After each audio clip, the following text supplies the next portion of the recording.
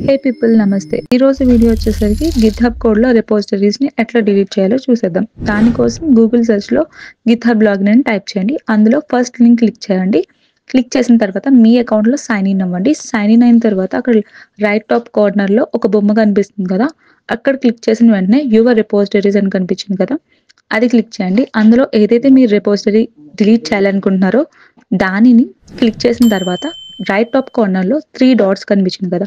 అది క్లిక్ చేసిన వెంటనే సెట్టింగ్స్‌లోకెళ్ళండి. సెట్టింగ్స్‌లోకెళ్ళిన తర్వాత స్క్రోల్ చేసేయండి. కిందకంతా స్క్రోల్ చేసిన తర్వాత డిలీట్ దిస్ రిపోజిటరీ అని కనిపించింది కదా! అది క్లిక్ చేసి I want to delete this repository అని క్లిక్ చేయండి. తర్వాత I have read and understand this click చేసిన తర్వాత మీరు ఒకవేళ డిలీట్ చేయాలనుకుంటే అక్కడ కన్ఫర్మ్ చేయడానికి ఒకటి కనిపించింది కదా!